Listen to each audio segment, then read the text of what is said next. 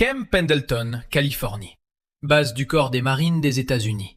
15 juillet 1971. Jeudi matin, 9 heures. Le soleil est déjà accablant. Chaleur estivale du sud de la Californie, 35 degrés Celsius, et ça continue de monter. Le terrain d'entraînement est un immense champ de terre, plat et ouvert, entouré de bâtiments militaires peints en vert terne et beige. Les drapeaux américains pendent, immobiles dans l'air lourd. L'odeur est celle de la poussière, de la sueur et de la toile militaire. Au loin, on entend des tirs provenant du champ de tir. Le rythme des instructeurs qui crient des ordres. Sur le terrain, 1000 Marines des États-Unis sont en formation. 10 rangées de 100 hommes chacune. Espacement parfait, alignement parfait. Ils sont au garde-à-vous depuis 20 minutes, sans bouger, sans s'agiter. Les Marines ne s'agitent pas. Ils restent comme des statues jusqu'à ce qu'on leur donne l'autorisation de bouger. Ce ne sont pas des recrues, ce sont des Marines en service actif, entraînés au combat.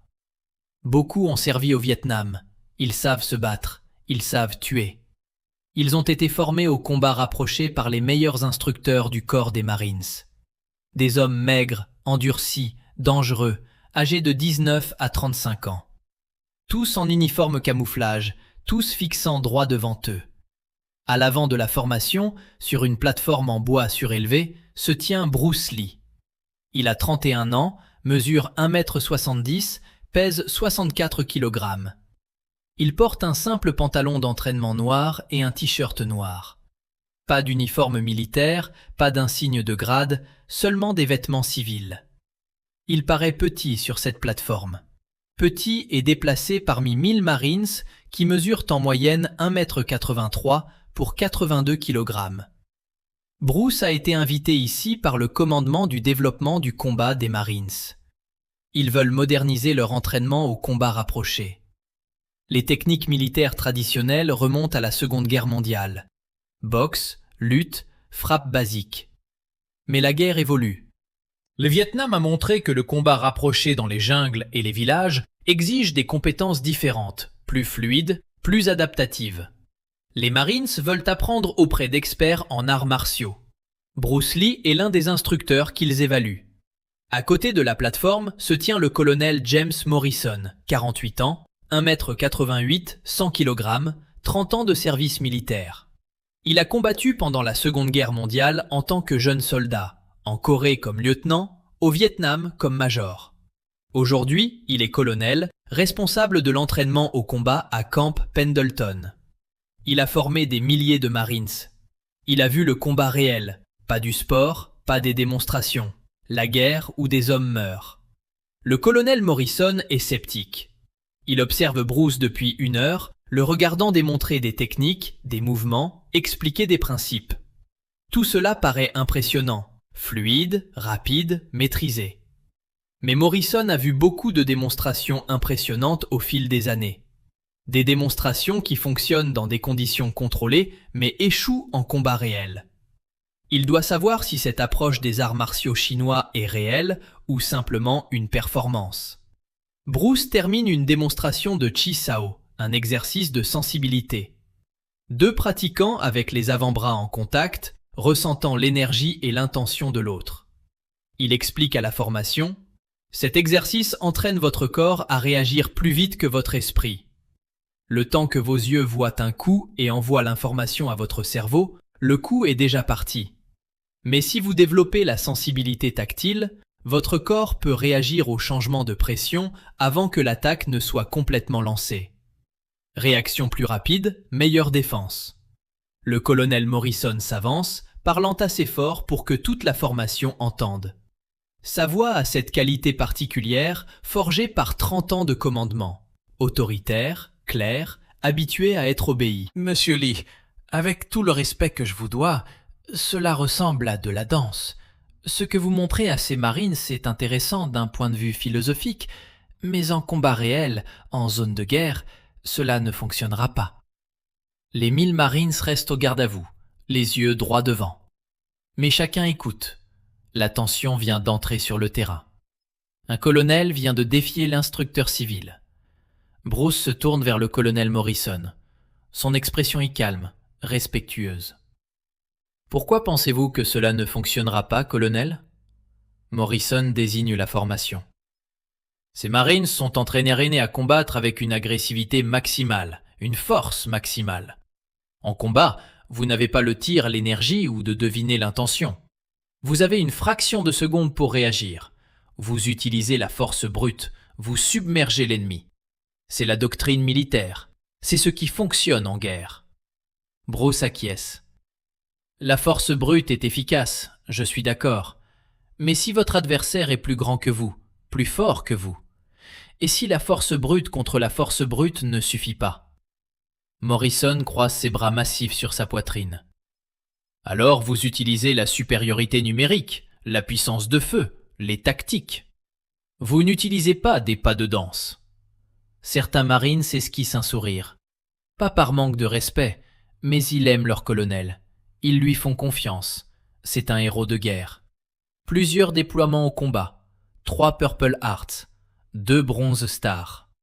Si le colonel Morrison dit que c'est de la danse, alors ça doit l'être. Bruce répond calmement. Souhaitez-vous tester si c'est de la danse ou une véritable efficacité en combat? Morrison lève un sourcil. Tester comment? Attaquez-moi. Utilisez votre entraînement militaire au combat rapproché. Utilisez votre taille, votre force, votre agressivité, tout ce que vous utiliseriez en combat réel. Montrez à ces 1000 Marines que la force brute bat la sensibilité. Le terrain d'entraînement devient totalement silencieux. 1000 Marines retiennent leur souffle. Personne ne bouge. Cela n'était pas censé arriver. Un civil vient de défier un colonel en combat sur une base du corps des Marines, devant 1000 témoins. Le colonel Morrison regarde Bruce, essayant de le jauger. Est-ce de l'arrogance? De la stupidité? Ou une confiance fondée sur de véritables compétences? Morrison a participé à suffisamment de combats pour savoir que les paroles ne signifient rien. Seule l'action révèle la vérité. Morrison dit « Si j'accepte, je me bats avec de vraies techniques militaires, contact total, aucun retenu. » « Je ne voudrais pas qu'il en soit autrement, » répond Bruce. « Si nous nous retenons, la démonstration ne signifie rien. Ces Marines doivent voir une efficacité réelle, pas des mouvements chorégraphiés. » Morrison regarde la formation, regarde ses Marines. Ils l'observent, ils attendent. Il ne peut plus reculer maintenant. Sa crédibilité en tant qu'instructeur de combat est en jeu. S'il refuse, ils se demanderont s'il a peur. S'il accepte, il leur montrera que la taille et l'entraînement militaire surpassent la philosophie des arts martiaux. Morrison enlève sa veste, la tend à un sergent proche. Il porte un t-shirt en dessous. Ses bras sont épais, marqués par des années d'entraînement physique, de pompe, de traction, de musculation. Ses mains sont couvertes de cicatrices, témoins de décennies de travail dur. Ce n'est pas un homme fragile. C'est un guerrier qui a vu et survécu au combat réel. Il monte sur la plateforme. Bruce en descend. Ils se font face sur le terrain de terre battue. Pas de tapis, pas de protection, juste un sol dur. Si quelqu'un tombe, ça fera mal. Les 1000 Marines rompent légèrement la formation, se décalant pour mieux voir. Personne ne leur a dit qu'ils pouvaient bouger, mais personne ne les en empêche. Chaque marine veut assister à cela. Leur colonel contre l'instructeur en arts martiaux. Taille et force contre vitesse et technique. Bruce et le colonel Morrison se tiennent à environ 4,5 mètres l'un de l'autre. Morrison prend une position de combat. Pieds écartés, genoux fléchis, poings levés. Une garde de boxe traditionnelle adaptée au combat militaire.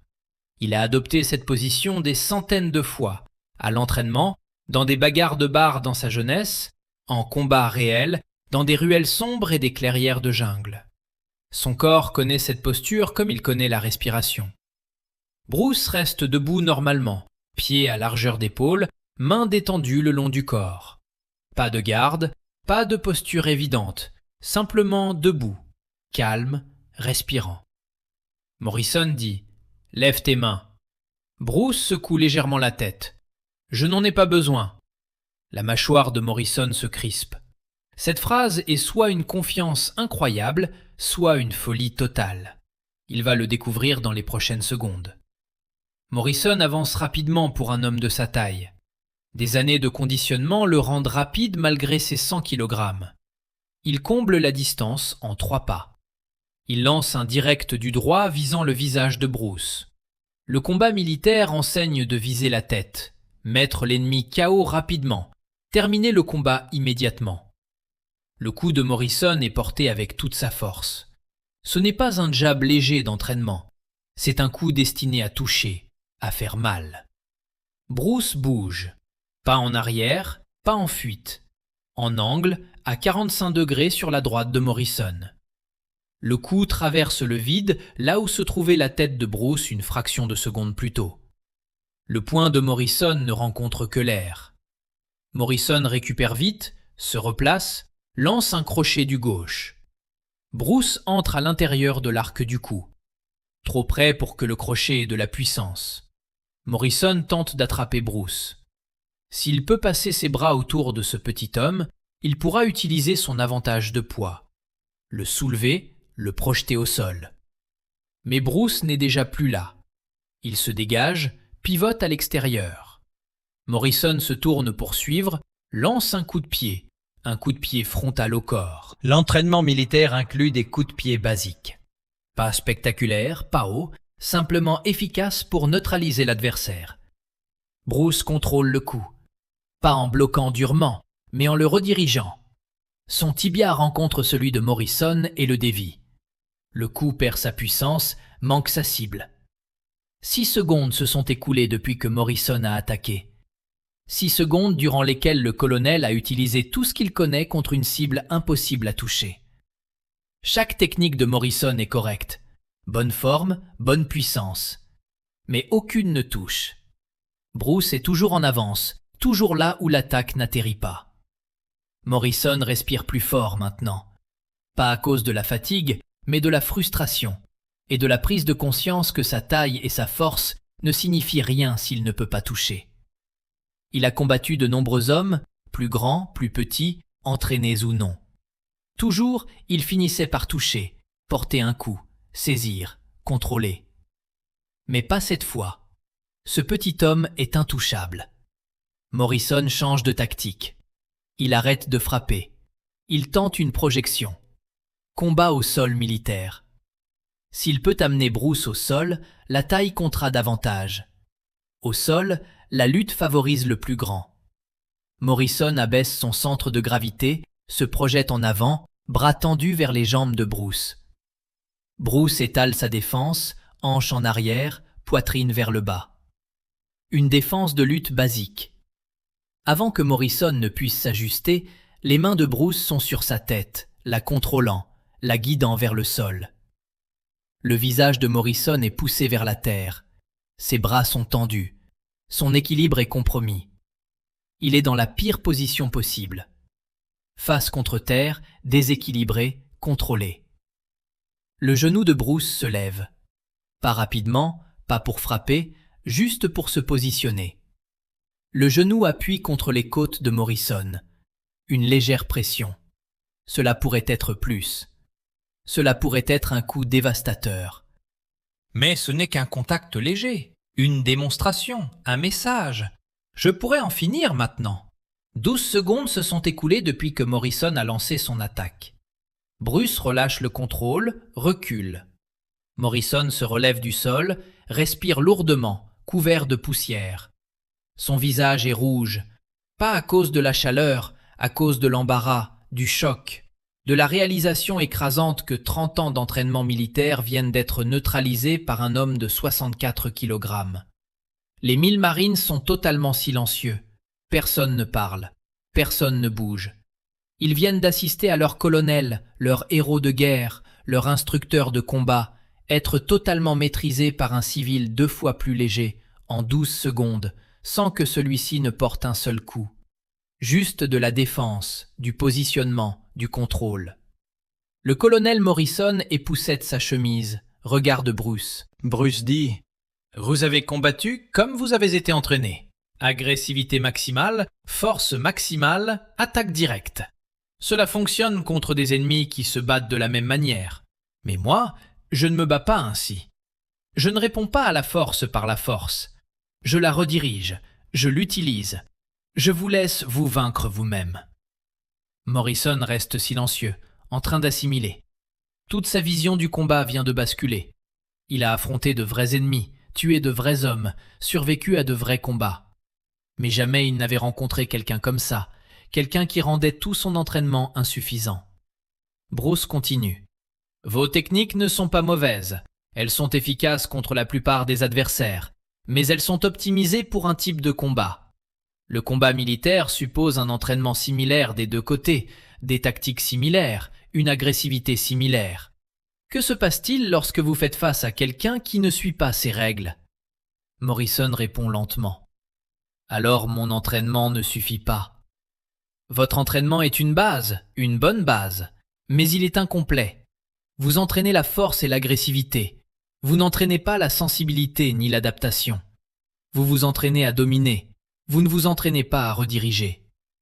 Bruce se tourne vers les 1000 Marines. Chacun de vous est plus fort que moi, plus grand que moi, mieux conditionné que moi pour les opérations militaires. Vous pouvez porter des charges plus lourdes, marcher plus longtemps, tirer avec plus de précision. Je ne suis pas un meilleur guerrier que vous, mais j'ai entraîné quelque chose que vous n'avez pas entraîné. La sensibilité, l'adaptation, l'utilisation de la force de l'adversaire contre lui. Ces principes fonctionnent quelle que soit la taille. Il désigne le colonel Morrison. Votre colonel est courageux, compétent, expérimenté. Il a accepté de tester ces principes devant vous tous. Cela demande du courage. Beaucoup d'hommes ne l'auraient pas fait. Il reste votre instructeur de combat.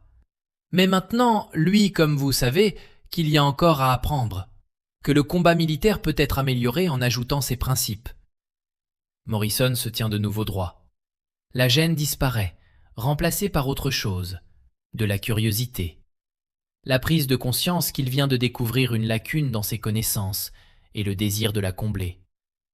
Morrison s'adresse à la formation. Marines, ce que vous venez de voir est réel. J'ai attaqué avec tout ce que je connais. Je n'ai pas pu le toucher. Non pas parce que je suis faible, ni parce que mon entraînement est inutile, mais parce que le sien inclut des principes que nous n'enseignons pas, des principes qui fonctionnent. Je recommande que nous intégrions ces principes dans notre entraînement au combat.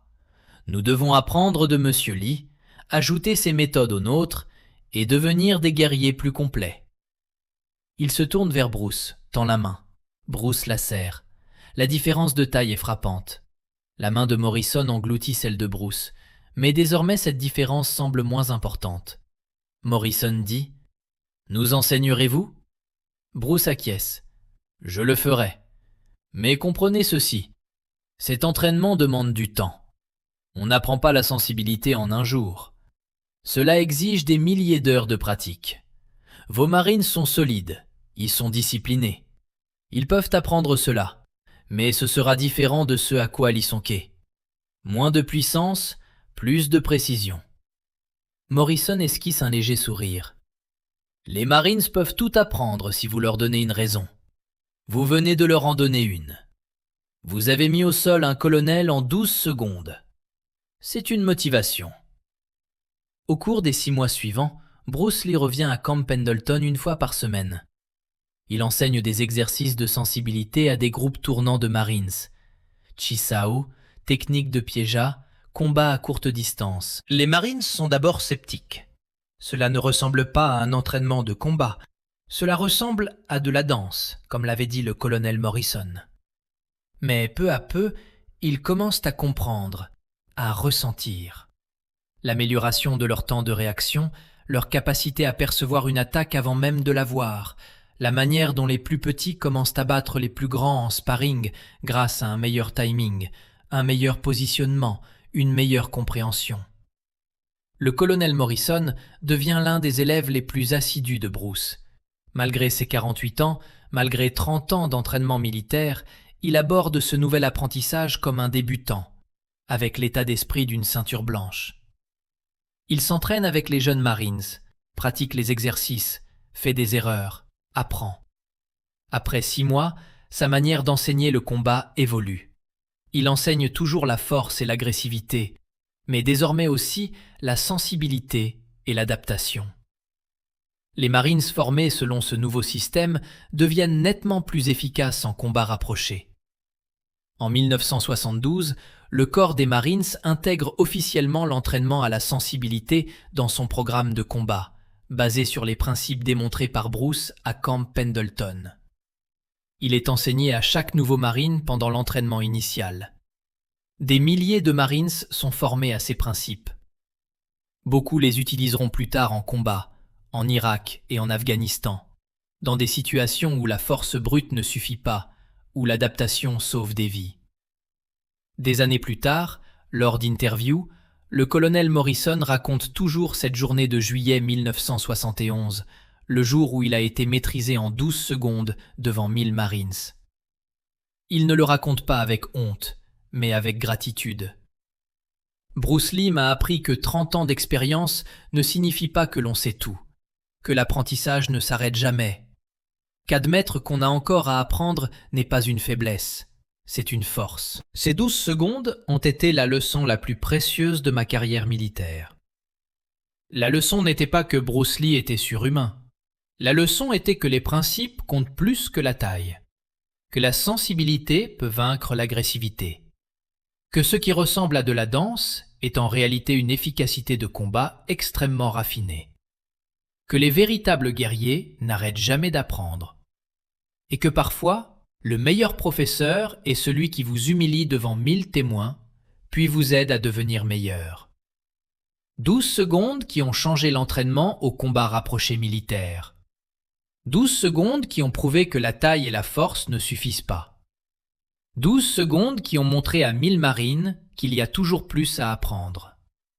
Et 12 secondes qui ont créé une amitié entre un artiste martial et un guerrier qui ont découvert qu'ils avaient plus en commun qu'ils ne le pensaient.